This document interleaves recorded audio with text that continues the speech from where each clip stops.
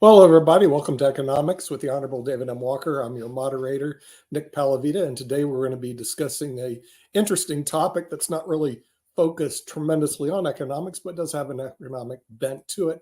And here's the question that was posed on our Pod TV LinkedIn poll last week, which well over 1,000 people responded to, about 1,200. Should gun owners be required to carry insurance? In other words, the theory is, there was this Maine killings, which we all remember. And as a lawyer, okay, now everybody's dead. Who's going to pay for all this stuff? And if it was a personal injury, wrongful death, you go to the automobile policy, you go to homeowners policies.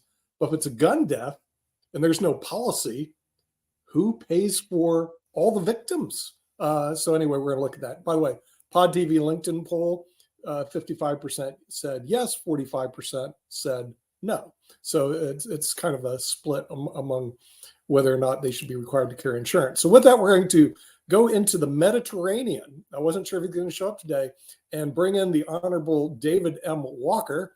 Where in the Mediterranean are you? Where in the world is Carmen Sandiego or David Walker? I'm headed to Sicily tomorrow. Right now, I'm between the Balearic Islands and Sicily.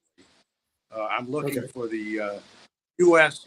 aircraft carrier task forces. We got a couple, but they're in the Eastern Med, we're wrapping up 10-day vacation cruise, if you will. But I can only be with you a few minutes. But if it's okay, Nick, I'll kick off a few comments. Sure, go ahead. Your question. My answer to your question would be no, should be required. But really what you have now is you have some jurisdictions, I think, for example, San Jose, California, that is requiring anybody who owns a gun within their geopolitical jurisdiction that they must buy insurance. And I think that's one way that they're trying to hedge against the Second Amendment fight. In the interest of full and fair disclosure, I do not own any handguns. But I do own an AR-9 rifle for defensive purposes, which is locked up in my home. Much less powerful than an AR-15, much cheaper, much shorter distance range than an AR-15, purely for defensive purposes. Now, we do have homeowners insurance. We also have, a supplemental policy, to be able to cover other types of liability, but they obviously have limits. And so, one of the questions is that depending upon what would end up happening, you could far exceed the limits that would be associated with a wrongful death. It's not clear to me what they're trying to get at here, but I'd be interested to hear from others. Right. And I'd be interested to hear from others too. And since we have our panel here, I'm going to bring them on. First of all, a member of the Mega Society, which is the top 1 out of 1 million people on IQ tests, also a writer for Jimmy Kimmel Live. We're going to bring in Rick Rosner from Southern California. And then from Northern California, we have the head of the Eid Foundation, a FIDE chess master also, Jim Eid, and we can get their opinions on this. This came in from, we also have Sasha Starr coming in from Canada. So we have all these three. So here was the question, and we'll pose this to Rick since he was first up. Should gun owners be required to carry insurance? I didn't know they required that in California, so it may be a moot point. So when it comes to anything with guns, it's what you can achieve legislatively. And right now we're at a legislative stalemate about non-controversial things because the U.S. House is not really functional right now. But with guns, the cows are all out of the barn. You've got about 450 million guns among 1/3 billion Americans. So well over 1 gun per American, though only 1/3 of Americans are in gun-owning households. So I mean, so yes, some states may pass individual things, but in terms of national policy, that making gun owners carry insurance is not achievable. Yeah, we'll go to Northern California. Jim Mead, what are your thoughts on this issue? Well, first off, I wanted to say I'm traveling too. Just held the first ever senior women's chess championship. And Nick and Sasha will know the winner, women's grandmaster Angelina Beloskaya. And she pulled it out in a stunning fashion. She was totally lost in the last round, but managed to come back and win and we were thinking of all tiebreakers and all this kind of stuff, but she made it simple for us. So it's not a Barbie shirt. Just for the I'm record, sorry, you David, didn't compete. Just I for the did record, not. You were one of the competitors. I was not, and I did not have a rooting interest publicly. I was providing commentary, and I was the primary sponsor of the event. But the organizer, Elizabeth Shaughnessy, is the picture on here, and she's a marvel. She built a building dedicated to chess in Berkeley, and when she started doing this years and years ago, I told her she was nuts, that it couldn't be done, it was too expensive, and she did it. So tip of the hat to Elizabeth Shaughnessy and all the women competing for the first ever U.S. Women's Chess Championship. And a question of gun control, I think David is just defined what a responsible gun owner is for us. And I think that David is not the majority of gun owners. So we have to think about the people besides responsible gun owners and what has happened in this country recently. And you take your pick of the horror that has been visited upon this country. You can go to, all sorts of different places, Texas, Buffalo, you name it. There has been some sort of horrendous gun death and caused by sometimes mentally unstable. So yeah, gun legislation has got to be on the agenda. And if you're part of a well-regulated state militia, I got no problem with you owning guns. But otherwise, I think it's more of a privilege than a right, and you have to have some sort of license, maybe insurance. These are not unreasonable demands upon someone who has a life, deadly, can carry a deadly weapon. And our country has seen how the lack of legislation has resulted in horror. Thanks. Yes, David. For the record, you do have to have a license. Some people who have guns don't have licenses because they didn't buy them legally. That's part of the problem that you have is law-abiding citizens and they end up buying guns purely for defensive purposes, might comply with the law, but there are plenty of other people that don't. In addition, as we've seen recently, we have red flag laws, the yellow flag law designed to try to keep guns out of the hands of people who represent a risk to themselves and a risk to society. But unfortunately, those laws don't always work, as was clearly the case in the recent tragedy in Maine. Yeah, we'll go to Sasha Starr from Canada, which from my understanding has very strict gun regulations. What are your thoughts about having people that have guns carry insurance? Sasha. I think that the gun lobby in the United States is so strong that unless there will be absolutely drastic development in the gun violence, for example, what's happened if every single day except Saturday and Sunday, there will be killing in schools, God forbid, and hundreds of children will be killed. Every day, Monday, 100 children killed. Tuesday, 150. Wednesday, 125. Thursday, 200. Friday, and it goes from week after week after week. If that scenario would ever happen, I think very, very quickly United States would come up with a new laws, legislation, and so on. Right now, the level of violence is still very low. I mean, for some other countries, maybe it's too high, but for the United States, it's too low to talk about any meaningful changes. That's my opinion. Okay, we'll go to Jatovi McDuffie from Durham, North Carolina. What are your thoughts about our Pod TV poll? Should gun owners be required to carry insurance? The answer is yes. The reason gun owners should be required. I'm on mute? No, we can hear you. He's frozen. Oh, okay.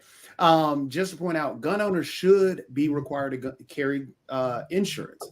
The reason being because the amount of money that's put a strain on our medical industry based on gun violence alone needs to be compensated or needs to be buffered. The only way to do that is through insurance. Plus, adding insurance makes it into much more of a responsibility. The problem that we also run into with gun violence is that guns aren't seen as a responsibility in a lot of cases. Guns, there are just so many problems with guns that we just kind of ignore and gloss over, and we throw on the, oh, well, it's mental health. Oh, well, we don't want to harm the law-abiding citizen, but we forget that we have a problem with guns. Every country in the world has mental health issues. Every country in the world has all these problems that we have. We're the only country that actually has these gun issues. And the only way to, I guess, begin to attack those, we've got to change the mentality around guns. Yes, it's going to be expensive to carry a gun, but yes, you've got to register that gun. Yes, you've got to have insurance about it. Yes, you've got to be retrained on a regular basis about it. Yes, you've got to have a mental health screen on a regular basis about it. They're just things that we need to put in place because it is a weapon. There are weapons that are designed for self-defense. There are items that are honed to kill. A gun is honed. Its only purpose is to kill. It's not to maim. It's not to wound. It was designed to kill. So we need to have the utmost regulations around it, even insurance around that, to make sure that those wounded and harmed by it, by a stray bullet, are compensated and it doesn't create such a burden on our healthcare system. Yeah, Rick Rausner has a response. So for the past few years, America's averaged about 130 gun deaths per day, 48,000 per year, which is roughly the same number of people killed by cars in America. Though half of those gun deaths are suicides. But, everybody has to have car insurance. And we have to use cars every day. Guns are, not as an everyday essential, but they kill as many people. Mm-hmm. Jatovi, you have a response. One of the things that we always continue to jump to is always the deaths. And I think and the sad part about it, think about this. When you have that debate, people are numb to hearing about the numbers around deaths. That's sad. We should be shocked at that. I wish we would point out also the fact that over 100,000 plus are injured due to gun violence.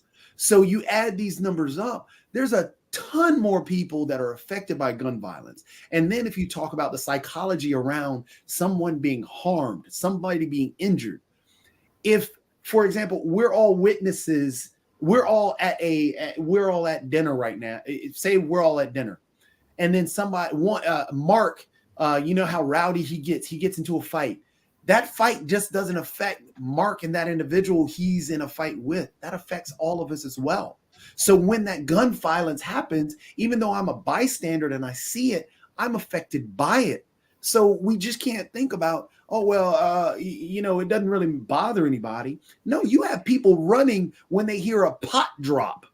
That's a problem. Yes. David. Yeah. Hey, Jatovi, just a really quick First, question because I actually saw something earlier today. Whoa, please don't jump in. I got to go. First, I don't agree that the sole purpose for a gun is killing. You can have a gun for defensive purposes. It's how you aim the gun that determines whether or not you can kill. And one of the things that obviously we need to have is much better training. I think, frankly, in all too many cases, we have even law enforcement people that are shooting to kill rather than basically to disable the person. So that's different. Secondly, you have Second Amendment issues, which you're not going to end up undercutting. And then you have issues by various jurisdictions to try to increase the cost of owning a gun and therefore to potentially try to discourage gun use. Such is the case, I think, with regard to requiring insurance.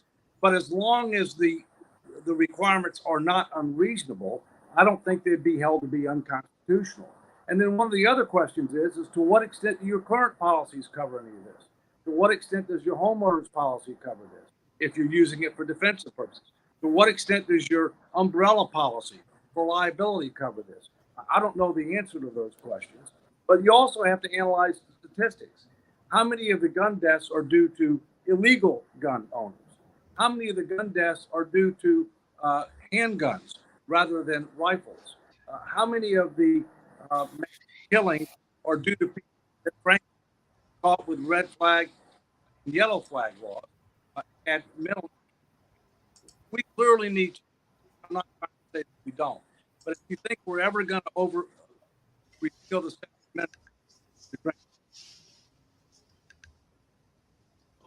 Yep. Jatovi. Just to point out, these are some of the fallacies that we have to get rid of. We have to get rid of the shoot to wound. That is something I've had plenty discussions with many police officers who are in my family and outside of my family who I'm closely related to. That is a fallacy that we keep putting out there that's saying, oh, well, police officers I need to learn and be trained better to shoot to wound and not shoot to kill.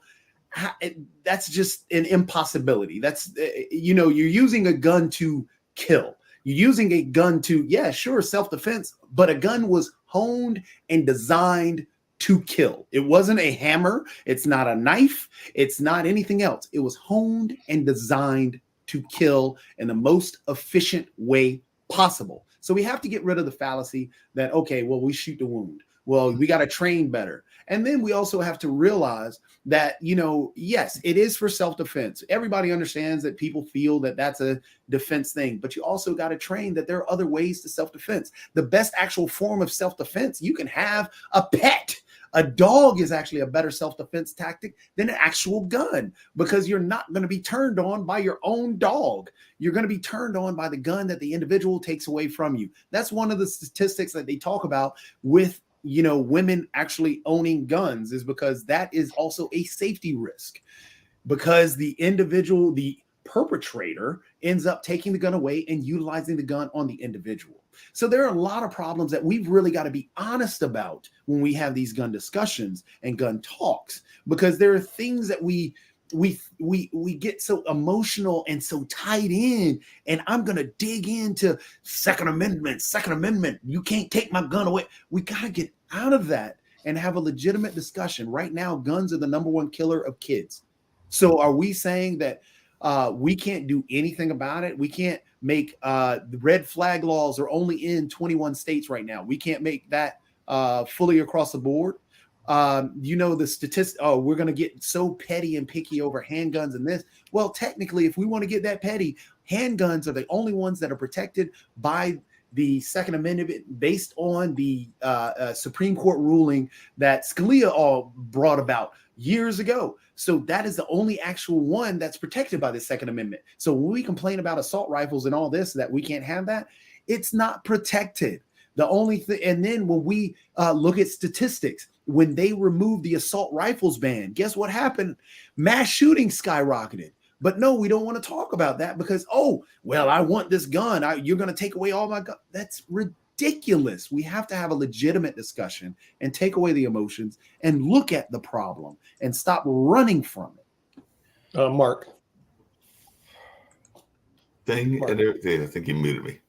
There we go. There, a couple of things that I was getting ready to say, and all along those lines is one. I agree with what Toby said because I actually have a cousin that is a GBI officer, and he actually raised the same point that Jacoby raised because he actually told me that this whole notion of shoot to maim is a non-starter because a lot of times if you shoot to maim and all in that space, they will oftentimes be very much up on adrenaline, and you can actually put yourself in greater danger and all along those lines. So that is something that my, like I said, cousin Johnson brought to my attention. It was actually doing one of our famous cases. I think it might have been Trayvon Martin or one of the others, and all along those lines. So definitely that is something that I think we need to be aware of and be having the conversations about. And also to your other point, a lot of times we leave, if we have guns, them in unsafe places unsecured. There are a number of PSAs that talk about that because oftentimes kids are naturally curious and they will go investigate. And if they are not secure, then that is where we oftentimes will find kids that get the guns, and then we'll find a use for the gun and all in that space. By the way, Jacoby, I have seen some dogs turn on their owners and everything. So I'm not just I 100% agree with that comment and everything, but it's not as dangerous as the guns and all along those lines. But I did have a question for everybody, including Jacoby, based on something that I saw earlier today and all in that. And that is, with the gun violence, there is this notion of putting out in the paper the homicide, the victim's name, and the name of the person that was accused, and in some cases even convicted and everything. I saw that recently here in our local paper. They literally have a triangle homicide watch where they would tell you when the homicide happened. I think there were 2 here in Durham over the weekend and all along those lines. So I just wondered, does that help the cause or does that hurt the cause? Because I'm thinking like that might actually be in some ways a deterrent, but in some ways it might not be all that great for the greater cause and everything in that space. So any thoughts around that, both Rick and Jim, and even Rick Rousner. So yeah, everybody's in their information bubble. I don't. Few people read the newspaper. It's the newspapers are like landlines. They're for older people at this point.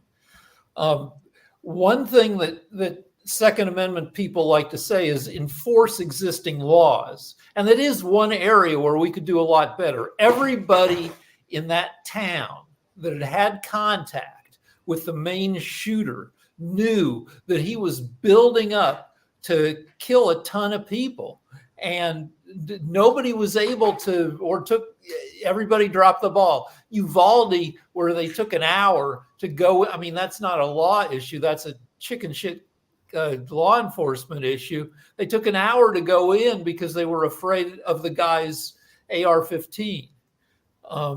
But there are plenty of laws on the books that are enforced haphazardly, and we could do a much better job with that.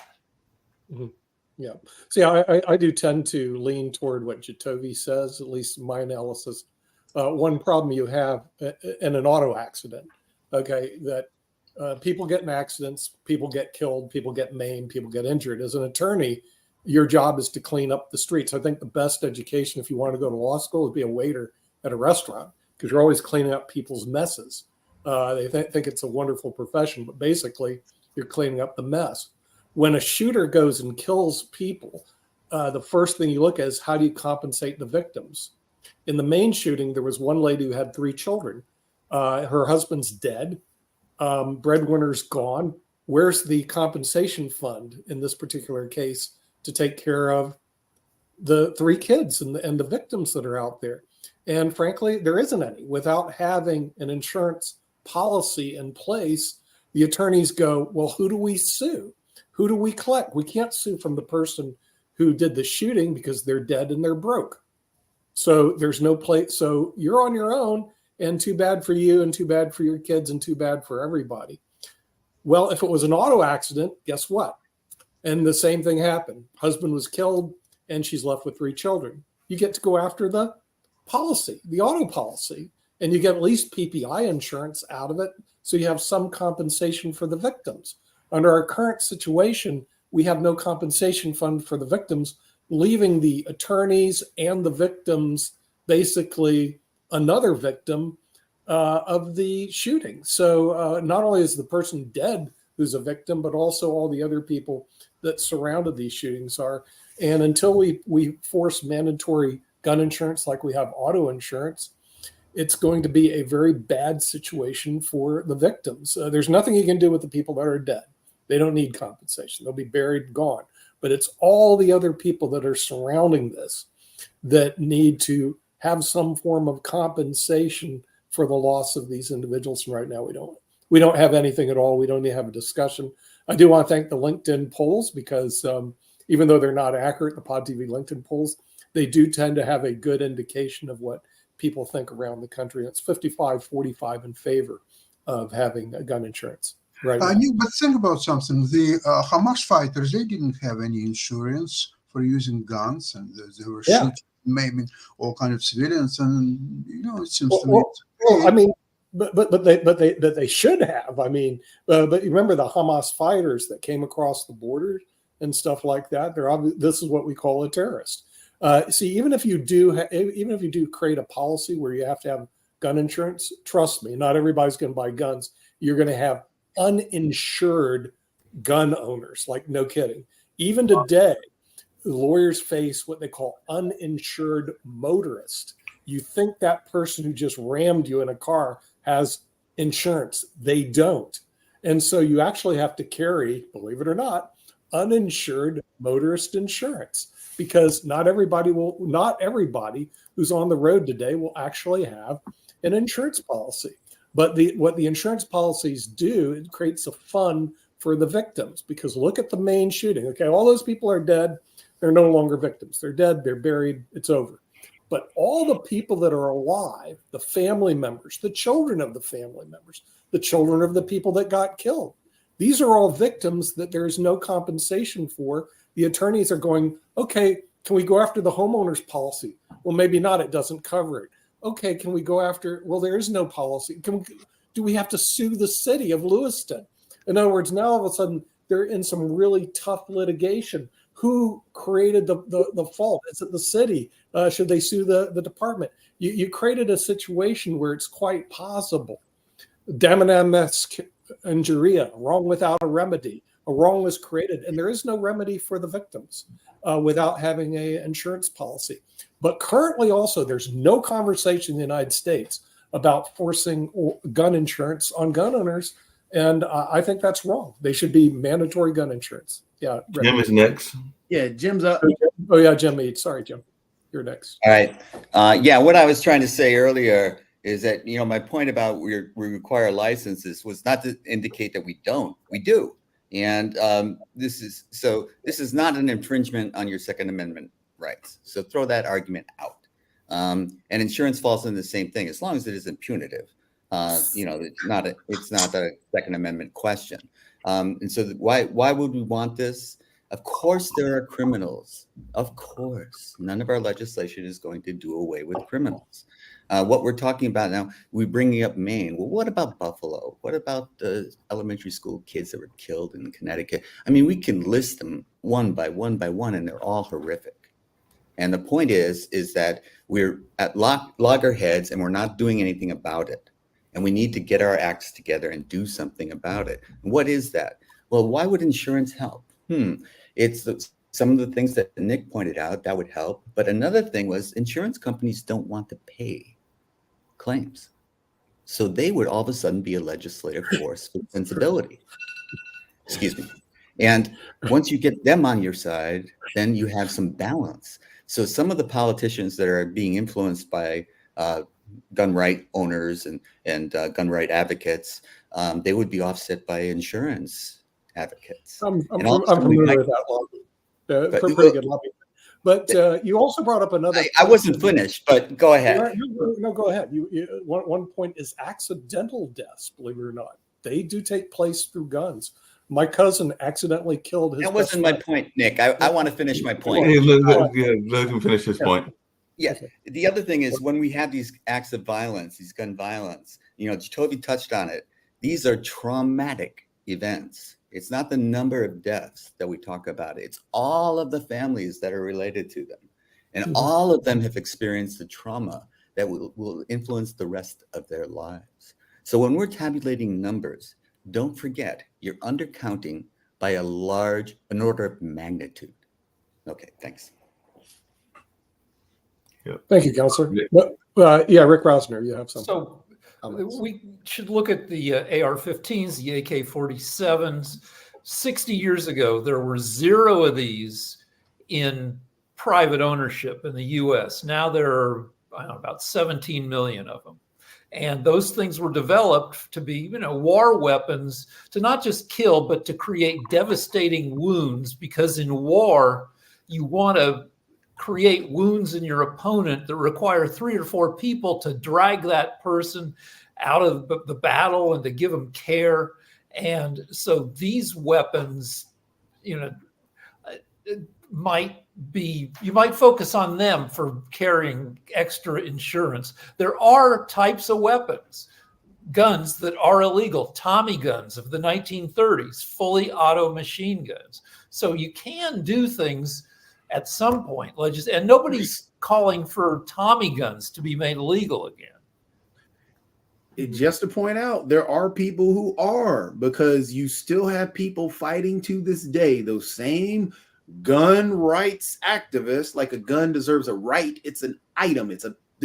I'm not a chair rights activist. That's crazy.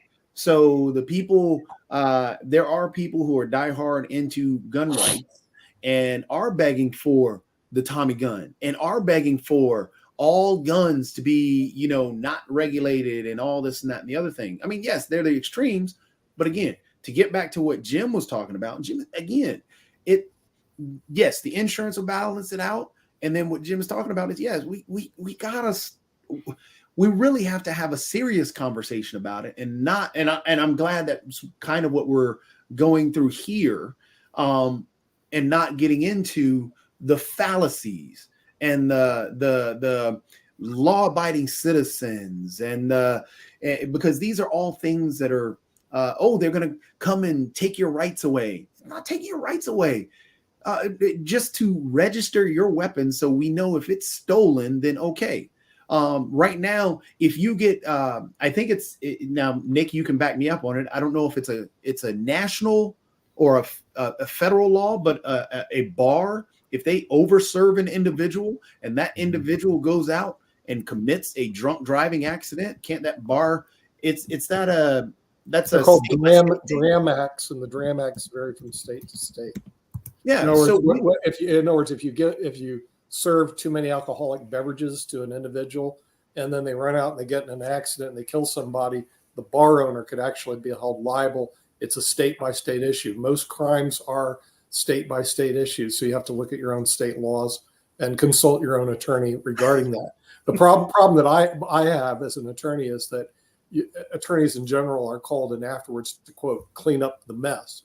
And the mess in Lewiston, there's a lot of messy people out there and a lot of victims. And the first thing you do as a lawyer, you go, well, what insurance policy can I go make a claim for to give the victims some compensation? And if it's an automobile accident, you have the automobile policies, and sometimes you collect a whole bunch of policies.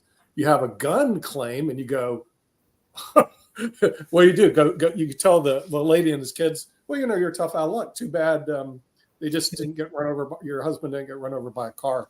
Yeah, Rick. I worked in bars for 25 years, starting in 1980. And when I started, bars were insane, like injury manufacturers. I worked in one bar that had forfers. Like, what you pay for one drink, you get 4 drinks.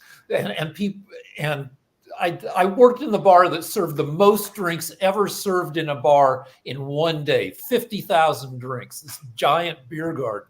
And people started looking at the carnage caused by drunk driving, and they came up with legislative solutions, and things are better now. Now, the function of bars has changed. Before the internet, that's where you had to go to get laid. But so now you go to a bar with your friends to pay $16 for an artisanal cocktail. But still, like, drunk driving is much improved because of legislation and social engineering. Mm-hmm. Yes, Mark. Yeah, I had a question for you, Nick, because it's something that I was part of when I was traveling and actually managing a music group, and we went to Ohio, and I didn't think that these things still existed. But what is the legal right of folks that are actually literally giving away guns? Because one of the things that I've always been curious about is, and I know it happens here in North Carolina, it happens in a number of other places, is this notion of a gun raffle. So literally they will raffle off a gun and all in that space, and apparently it's legal and all in that space. I don't think that they necessarily check the person that wins the prize and all along those lines. So because I actually just looked it up to make sure there wasn't something from back in the 80s that wasn't happening now. But even the NRA was literally doing a NRA sweep gun raffle, and there were some other ones that I saw that were in the year of 2022 and 2023. So apparently it's a popular fundraising effort that you can literally raffle off a gun, and I'm thinking that the winner might not even be criminally checked. So is this something that we need to look at as well? Because apparently there's the allure of winning a gun in a gun raffle. Yeah. Well, again, most laws relating to crimes are state laws. So you have to look at your individual state laws. Federal crime laws are actually far and few between. But what the conversation is in terms of getting car insurance, which everybody carries except the uninsured motorists, the people that actually don't carry it because they're just scofflaws. In the world of guns and gun violence, which if 130 people a day die of gun violence, there should be a victims compensation fund, or else basically gun insurance, just like you have automobile insurance to compensate the victims. Because what happened in Maine, there are a lot of victims out there. Their spouses, maybe not even children. Somebody died and the spouse relies on them for their living, and that person was the breadwinner. Now, where do you go to be compensated so that you can live the rest of your life? And there are quite a few victims that take place in this country every year, and we do mandate automobile insurance for everybody who drives an automobile. We don't mandate gun insurance for everybody who owns a gun, and there could be accidental discharge. If these AK-47s and AR-15s are out there, Rick, then what happens is they buy insurance too, but their rates will be higher, assuming when the actuaries do their statistics, see that the death rates are higher on those types of weapons than there are other types of weapons. So the insurance lobby, the insurance industry is really good at assigning risk and loss. Yeah, Jim. Rick, I think you had your hand up first. I'll go after you. No, go ahead. I have to remember what I was going to say. Well, I think the whole insurance argument, comes down to, can we get legislation and get the insurances on our side? But let's get real here.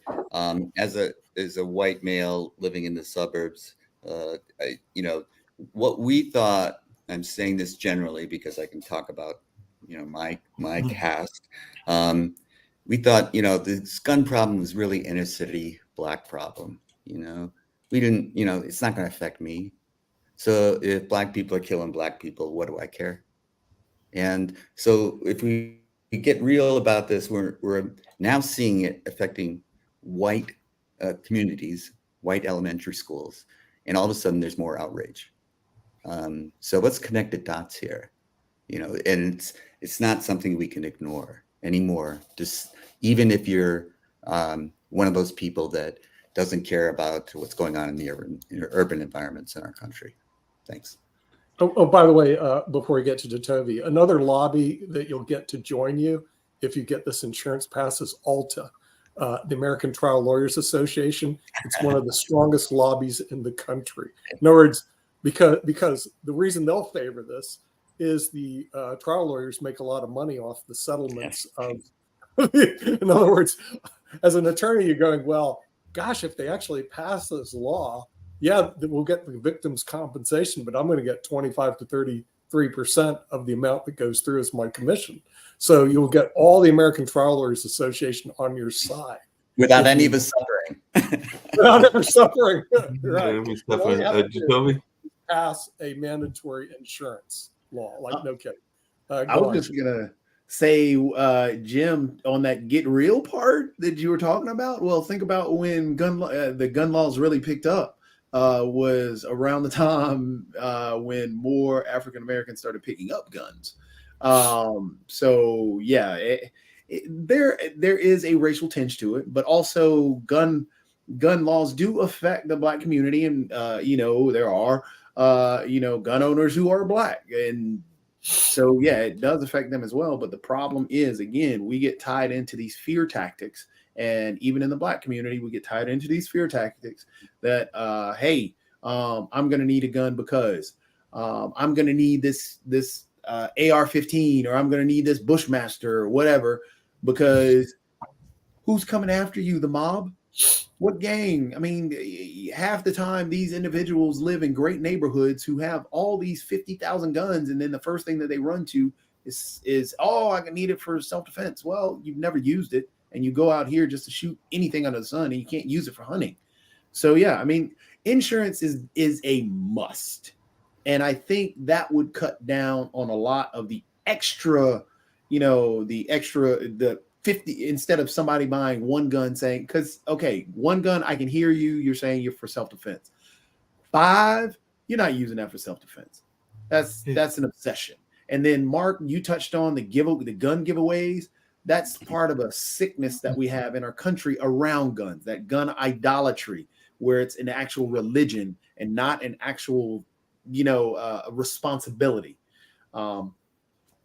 So to Toby, along those same lines, I was actually going to read the tease and hopefully it'll come on and everything along those lines. So you mean to tell me that you're not going to be going and trying to get one of these lovely, hottest guns, greatest gear, and all of that? Because this is actually the NRA raffle that is currently taking place. As you can see, there's all kinds of great guns that you can go get and everything along those lines. So this is literally what they are raffling that trophy off. on your wall. Put it in bikinis and you got an ammo-sexual. I got to get that image out of my head. Well, I mean, the thing is, if you're in the country, I mean, I used to own a whole stack of these guns. I had 22 shotguns, 357s, 44 semi-automatics, 22 semi-automatics, you name it. Because you're in the country, yeah, you go hunting and shooting with it. Okay. If there was gun insurance, it would cut down on the amount of guns I would own because I'd have to pay premiums every year and the type. I mean, seriously, the 45 semi-automatic was a great gun, but probably a very dangerous gun to just carry around. Same with 357. So what would happen is I'd go, do we really need all these guns if I had to pay insurance premiums on each one of the bloody guns that I own? So and frankly, I had people come by my house. There could have easily been an accident. Somebody could have got killed, because they just pick. So many people came by. Oh, I know how to use these. They literally would point loaded guns at me. I'm going like, dude, don't do that. And yes, my first cousin did kill his best friend accidentally when they went out hunting and they were cleaning their guns. This happens quite often. And then all of a sudden it discharged, didn't know it was loaded, and boom, blew the guy's head off. I mean, so things like that do happen, and we do not have gun insurance for the victims. But go on, Rick. The average gun owning household owns 8 guns, which is fine if you like guns, except that the deal is that it's the more guns you have, the harder it is to keep track and secure each gun, especially if you have kids in the house.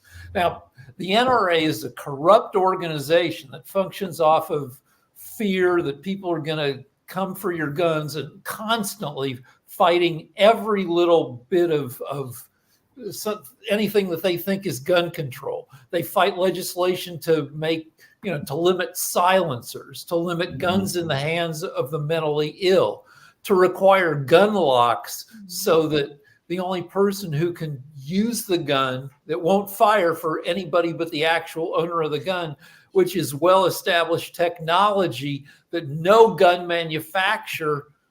major gun manufacturer will put on their guns because of the hate from Second Amendment people. They fought studying gun violence. You can't even get a legitimate study on gun violence getting funded, a federally funded study, because the NRA and the gun lobbies have fought against it, because we know it's an epidemic in our country, gun violence. But Jacoby, there have been studies, and they show that if you are a gun owner, you're less safe. The government, until the government's not allowed to fund gun studies, the CDC is not allowed to do gun studies. I don't know why you guys are so far against the NRA. Oh, by the way, this message is brought to you by the National. By the NRA. The NRA, like Wayne LaPierre and his buddies live high on the hog. They've been sued by the state of New York for being a corrupt organization, and they had to, I think, declare bankruptcy and move their headquarters out of New York. They did. And it's a bureaucracy like any other, that once it gets out of control, then the organization, whatever it was founded for, whatever ideals they had, it's no longer what's going on. Until recently, you couldn't sue gun manufacturers. They had been so effective in lobbying Congress that you couldn't sue them. And there's an argument for that they just make the guns. They're not the ones killing people with them. But when you look at gun manufacturers and their advertising that having an AR-15 means you have big balls. And if you Google the lives of the gun manufacturing families, they're not the best people.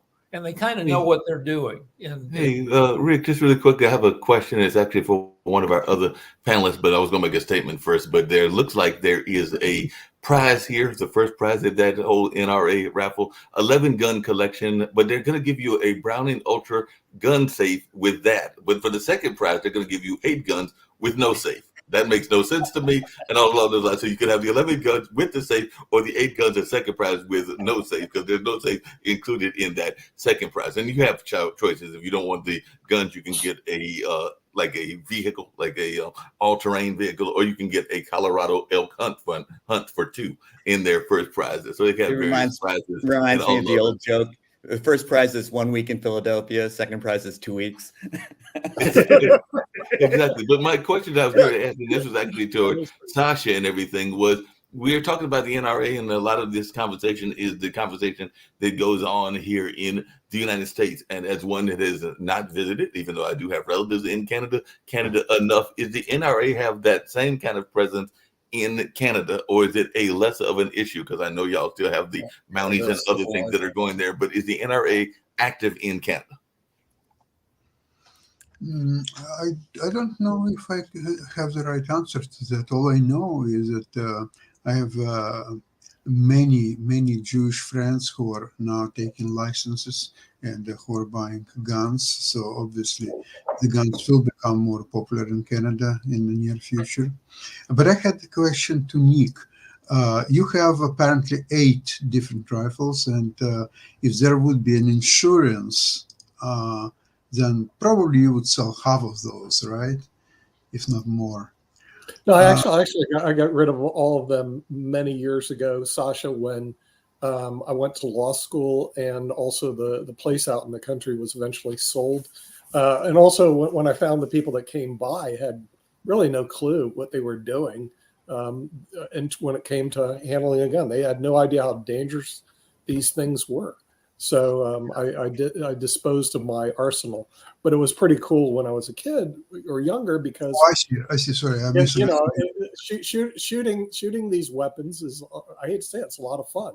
For some reason, I saw that you still have them. Well, okay, but there are a lot of people who have definitely more than one. Right. Yeah. 3, 4, 5, 8, whatever.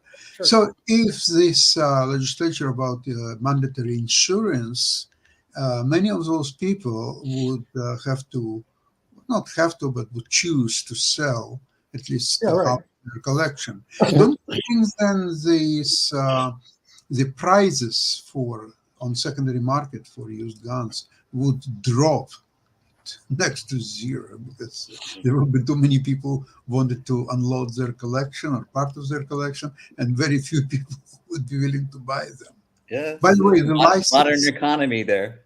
No, but I'm wondering to insure the brand new gun and used gun, would it be the same rates?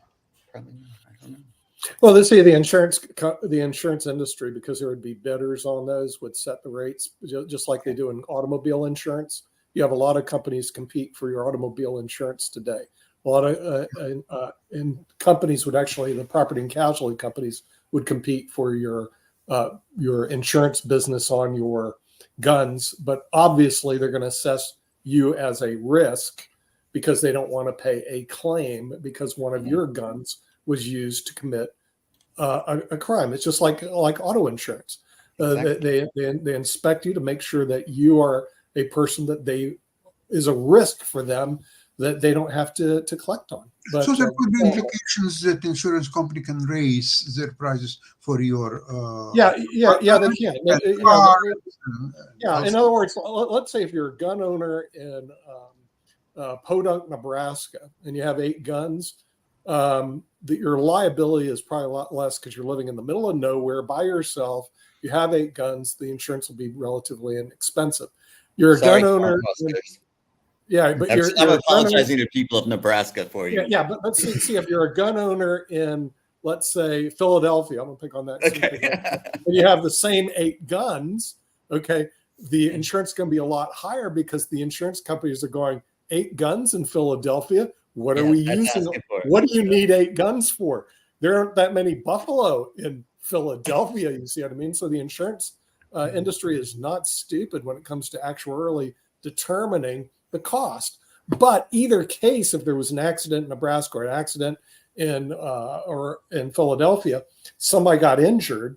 Now you have a fund for the attorneys and the victims to go to get compensated, rather than they're sitting there going, do we have to sue the city of Lewiston? Do we have to sue a first responder? Do we have to sue somebody who talked to the person that was mentally ill? In other words, lawyers are running around with their chickens with their head cut off because the victims are sitting there going, I'm starving. My husband died. I'm starving. The three orphans that just took place. What are you going to do for us, Mr. Lawyer? And you tell them, can't do anything for you. You're screwed. You know, and so that's not right. That's not right. So That's not if right. you own a gun, you That's should not right. be able and willing to pay for insurance for the gun, just like I pay auto insurance. I haven't. But used I have a auto- question for you. I have a question for you, Nick, on that same basis and all along those lines. And this is actually for both you and Jacoby and everything. But there are a number of toys and things that are out there that look very realistic. So where would the insurance fit into that conversation? Because you have definitely seen some of the toys that kids get that can look very realistic and all in that space. So where would the insurance fall in that line? Because the toys, there's some guns that look almost like the real thing. yeah, toys would not be insured because no one can kill somebody with a toy. But the thing is, people that are handling guns are going to get insurance. And people go, what about police officers? Well, when I was on our HOA board, we had our security officers without guns. If we brought them guns, we were required to buy insurance for our security officers. It was expensive. And reason why? The security officer could accidentally, kill somebody, bang, because they go, well, I thought the person was committing a crime. I didn't And then know. your homeowners association would be on the Exactly.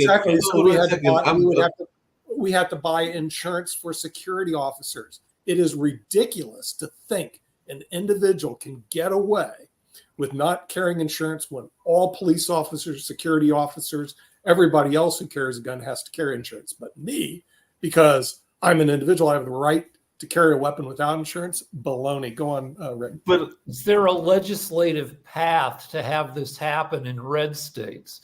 Like, I can't imagine Arkansas, governed by Sarah Huckabee, passing any of this stuff. Yeah, well, the thing is, if some states don't have it, let's say Arkansas doesn't have it, then what will eventually come out through the media, let's say Maine passes it. Maine should be right to pass it now. Then they'll say, well, the next time something happens, the insurance company pays. Then Arkansas, let's say they don't pass it, which wouldn't surprise me. The next time, and there's going to be a murder in Arkansas, the press will bring out, and none of the victims got compensated because Arkansas is a backward state, which we all know, and doesn't have gun insurance. In other words, they'll be looked down upon by the other states, which they currently are anyway.